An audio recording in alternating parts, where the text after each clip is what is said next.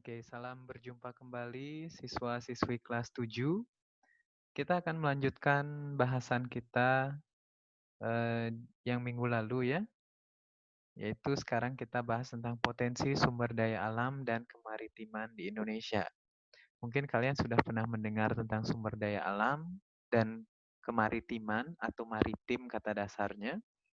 Ya, Indonesia sebagai negara maritim kan gitu, mungkin sudah pernah dengar. Jadi yang dibayangkan sumber daya alam pasti berkaitan dengan tambang mungkin, kemaritiman mungkin ada yang bayangkan laut, kapal, dan sebagainya. Nah, kita akan bahas itu sekarang. Nah, pertama sumber daya alam itu apa?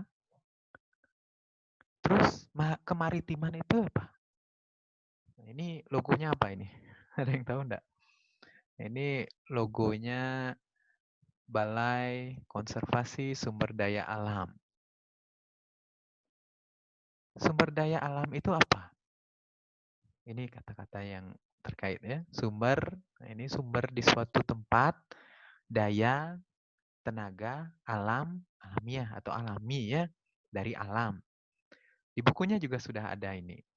Makanya sumber daya alam dapat diartikan sebagai semua bahan yang ditemukan manusia di dalam alam ya, di alam yang digunakan untuk kelangsungan hidupnya. Ini ada sedikit salah ketik. Kalau kemaritiman, nah ini berasal dari kata maritim. Kalau menurut Kamus Besar Bahasa Indonesia, maritim adalah segala hal yang berhubungan dengan laut, terutama pelayaran dan perdagangan. Kalau kemaritiman itu biasanya memiliki atau dapat diartikan memiliki makna yang lebih luas. Tidak hanya pelayaran dan perdagangan, tapi meliputi juga navigasi, keselamatan pelayaran, perkapalan, pelabuhan, pencemaran laut, bahkan hingga eksploitasi dan eksplorasi sumber daya kelautan. Eksplorasi itu artinya mencari sumber dayanya, eksploitasi itu artinya menambangnya atau memanfaatkannya ya. Potensi sumber daya alam Indonesia. Yang pertama dibahas adalah potensi sumber daya hutan dan yang kedua adalah potensi sumber daya barang tambang. Hutan, ada yang pernah ke hutan mungkin? Ya, luas hutan Indonesia sekarang ini, nah ini dari Kementerian Lingkungan Hidup Kehutanan, datanya sebesar 94,1 juta hektar. Itu luasnya yang ada sekarang tahun 2020. Terdiri dari berbagai macam spesies flora dan fauna. Flora itu tumbuhan, fauna itu hewan. Kalau kalian ke hutan pasti menjumpai mereka semua. Tidak hanya menghasilkan kayu, tetapi juga bahan-bahan pangan dan juga obat-obatan. Bahkan ada yang bilang tidak ada penyakit yang tidak ada obatnya. Pasti ada. Semuanya berasal dari hutan. Ada yang menyebut seperti itu. Mungkin saja memang benar ya. Lalu ada masalah utamanya adalah illegal logging atau membabat hutan yang dengan cara yang tidak bertanggung jawab ya. Namanya saja ilegal. Berarti tidak berlandaskan pada hukum yang berlaku. Padahal keberlangsungan hutan ini sangat bermanfaat ya. Punya manfaat yang sangat baik bagi kehidupan manusia. Ya misalnya sebagai penyedia cadangan air, ya air hujan yang diserap oleh akar tanaman di hutan akan memberikan kita eh, cadangan air bersih misalnya di danau dan sungai. Yaitu kita olah sebagai untuk memenuhi kebutuhan sehari-hari. Itu contoh ya. Jadi banyak sekali fungsi dan manfaat hutan. Silahkan lihat di bukunya sudah ada. Lalu potensi sumber daya barang tambang. Kalau kalian mendengar tambang biasanya identik dengan orang menggali mungkin. Tambang adalah kegiatan mengambil sumber daya alam. Itu namanya tambang. Indonesia memiliki banyak sumber daya tambang. Pengelolaannya ada yang sudah baik, ada juga yang belum. Ya namanya negara berkembang ya. Kalau istilah anak alay sekarang namanya negara berflower. Saya juga nggak ngerti itu. Lalu contoh tambang di Indonesia, contohnya di bukunya yang dibahas adalah minyak bumi, batu bara, bauksit, pasir besi, emas, ya lain sebagainya juga banyak sekali. Kalau saya sebutkan di sini satu-satu, habis nanti waktunya. Nah, ini contoh petanya. Peta persebaran barang tambang di Indonesia. Nah, di sini udah ada simbol-simbolnya ya, seperti yang kita bahas di pertemuan lalu mengenai cara menginterpretasi peta. Ya, kalau bentuknya seperti ini berarti aluminium, kalau yang hitam ini aspal, kalau yang seperti ini biji besi. Nah, itu silahkan disesuaikan di sini.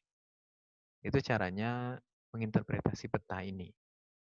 Tambang, nah ini menurut Undang-Undang Nomor 11 Tahun 1967 ada 3 golongan. Golongan A, B, dan C. Yang A itu disebut dengan tambang strategis. Ya, sudah saya tebalkan tulisannya di sini ya untuk mudah mengingat. Strategis ini artinya yang penting untuk kelangsungan kehidupan negara. Contohnya sudah ada di sini. Begitu juga golongan B dan golongan C.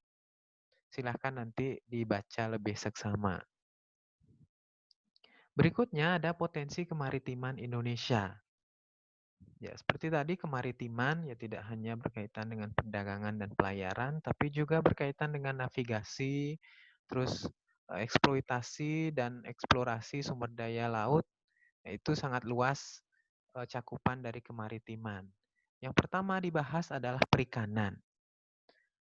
Nah, ini di Indonesia, menurut sumbernya ini ya, Kementerian Kelautan dan Perikanan tahun 2016, ada 6,4 juta ton ya menghasilkan sumber daya laut perikanan ya sebesar 6, juta ton per tahun. Nah, ini tersebar di seluruh wilayah, hampir seluruh wilayah Indonesia. Potensi utamanya yang dijadikan sebagai komoditas ekspor, artinya yang diekspor nantinya atau potensi utama untuk diekspor adalah rumput laut, kemudian udang, kepiting, beberapa jenis tuna, tongkol, serta cakalang. Mungkin kalian kalau pernah lihat pidato atau apa namanya ya pidatonya Jokowi menunjuk salah satu anak untuk menyebutkan 10 nama ikan, ya mungkin salah satu ikannya ada di sini ya. Kemudian, nah ini menurut FAO, nah ini organisasi bawahan PBB, Food and Agriculture Organization, tahun 2015 mencatat Indonesia sebagai produsen utama rumput laut dan tuna. Oke, kalau kalian suka makan ikan tuna, itu semua produknya Indonesia ya, mencintai produk-produk Indonesia kan gitu. Sementara udang dan kepiting berada di posisi berikutnya. Jadi ini memang suatu kebanggaan ya, tapi ini juga perlu dijaga keberlangsungannya dan keberlanjutannya. Nah, ini masalah kelautan dan perikanan di Indonesia ini cukup banyak. Karena wilayah laut kita luas ya, yang bahkan 2/3 wilayah Indonesia adalah perairan, untuk menjaganya juga relatif susah. Sehingga banyak terjadi illegal fishing atau ada namanya yang mencuri ikan ke wilayah laut Indonesia dan tidak dikenai sanksi hukum ya karena tidak dijaga dengan baik, ya itu mungkin sebuah PR bagi kita masyarakat Indonesia ya. Semoga kedepannya bisa lebih baik lagi. Lalu hutan mangrove, kalian pernah pergi ke mangrove mungkin? Atau mangrove itu ya bisa disebut bakau juga. Ini hutan yang ada di wilayah pesisir. Pesisir itu di wilayah pantai itu ya. Kalau kalian pernah ya kalau di Bali banyak ada hutan mangrove. Di Denpasar ada, lalu di wilayah Buleleng juga banyak ya. Di Gilimanuk juga ada, di Jembrana juga banyak. Ya silahkan nanti coba mengunjungi mangrove. Memiliki fungsi ekologis dan fungsi ekonomis. Ekologisnya sebagai tempat hidup biota laut atau biota air payau. Ekonomisnya ya ini hutan bakau bisa dimanfaatkan kayunya, bahkan biji bakau itu bisa dimanfaatkan sebagai panganan ya atau sumber daya untuk makanan. Hutan mangrove tersebar di hampir seluruh wilayah Indonesia. Ya, ini menurut data hutan mangrove ini sebagian besar di Indonesia ada di wilayah Papua.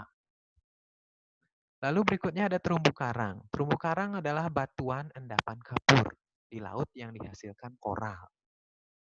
Koral ini adalah binatang yang menghasilkan kapur. Jadi itu diendapkan, kapur-kapurnya itu mengendap sehingga terjadilah terumbu karang. Itu prosesnya. Kalau kalian pernah snorkeling atau diving mungkin, atau pernah nonton orang snorkeling atau diving di TV atau di YouTube dan sebagainya, itu karang-karang terumbu karang itu ya endapan kapur itu dari biota yang menghasilkan kapur. 18% terumbu karang dunia ada di Indonesia. Cukup banyak ya. Dari 100% itu 18% ada di Indonesia. Bahkan beberapa jenis terumbu karang dan biota lautnya hanya ada di Indonesia. Jadi ini perlu kita jaga ya. Kaya akan keragaman hayati ya sudah dibahas tadi. Jadi banyak sekali keragaman hayati, jenis-jenis ikan dan sebagainya yang tinggal di sekitaran terumbu karang ini. Terumbu karang perlu dilindungi karena banyak manfaatnya. Ini bisa dijadikan sebagai kosmetik mungkin, ada yang dijadikan sebagai bahan tambahan kalsium, ada juga ya tapi yang paling banyak adalah digunakan untuk dimanfaatkan dalam rangka pariwisata ya, wisata bahari. Misalnya kalau kamu suka berenang, snorkeling, diving bisa sambil melihat terumbu karang. Di Bali juga banyak tempat-tempat snorkeling dan diving seperti itu ya. Kalau ke Nusa Penida itu cukup banyak juga. Di Sanur juga ada Sea Walker, atau masih apa enggak. Terus di Karangasem juga banyak, Tulamben. Terus di Bali Barat, sekitaran Pulau Menjangan juga banyak. Ya nanti kalau berkesempatan boleh dikunjungi ya. Nah ini 7 pilar kebijakan kelautan Indonesia. Nah ini saya kutip dari Kementerian Kemaritiman ya, Kementerian Koordinator Bidang Kemaritiman. Pengelolaan sumber daya kelautan dan pengembangan sumber daya manusia.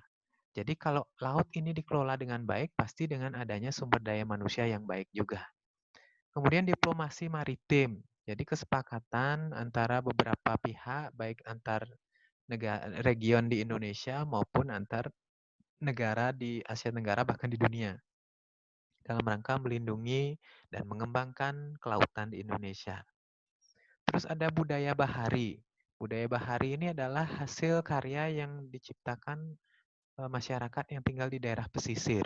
Contohnya, misalnya ada kalau di Bali itu ada festival budaya bahari, itu Kabupaten Badung yang buat.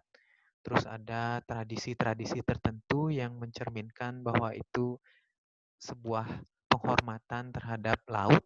Nah, itu juga disebut dengan budaya bahari. Itu yang perlu dikembangkan.